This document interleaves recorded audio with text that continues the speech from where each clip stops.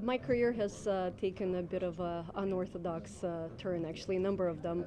I started out as a translator. I'm a Spanish and English major, then got into finance, then worked for a couple of startups, and went back to finance, and 5 years ago ended up doing sports management.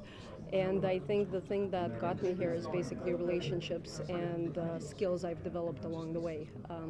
I didn't plan to be in sports management, kind of landed on my lap, but I think everything else I'd done prior to that had prepared me for this step.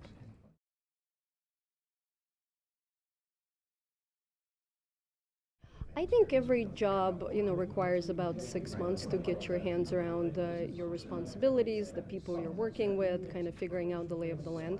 And the job at the Nets was really no different. I learned a lot about the business. I spoke to a lot of people, and eventually all the pieces started coming together. But I wouldn't say that sports management is any different from any other job that you could have in another industry.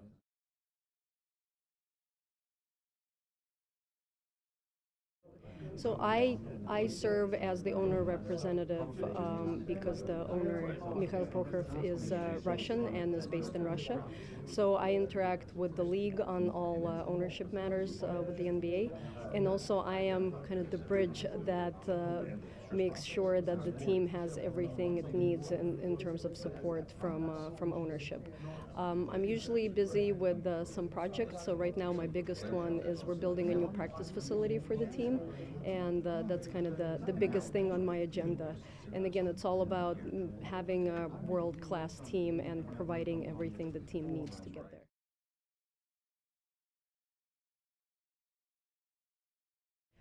I think challenges, again, are probably similar to any other industry.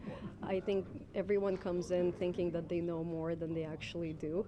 And, once you start learning, you realize how much you don't know.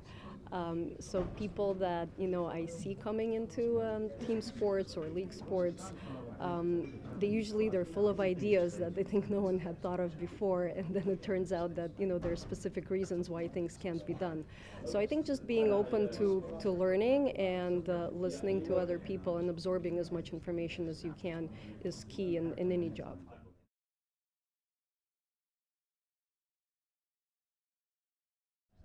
Something I advocate and live by. I think relationships are the most important thing in any business.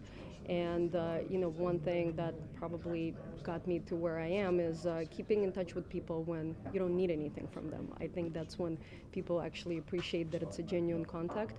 And then when the time comes that you do need some help, they're willing to help you without you even having to ask. So I'd say keeping good relationships.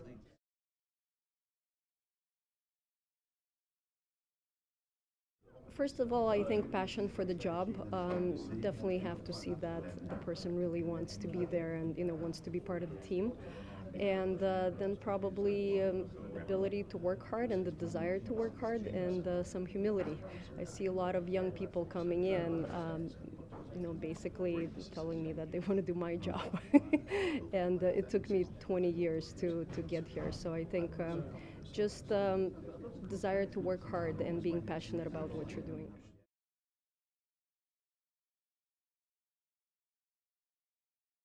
I think it's the same. I think being passionate about what you do and really believing that you're making a difference. And also, creating the right environment, the right culture where people want to succeed and they want to be part of a team and get better together and not just succeed individually.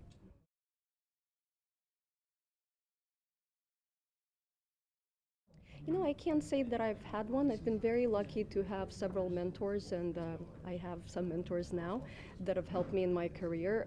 People with more experience and bigger world views than mine that I can turn to for advice. And that's another thing I always.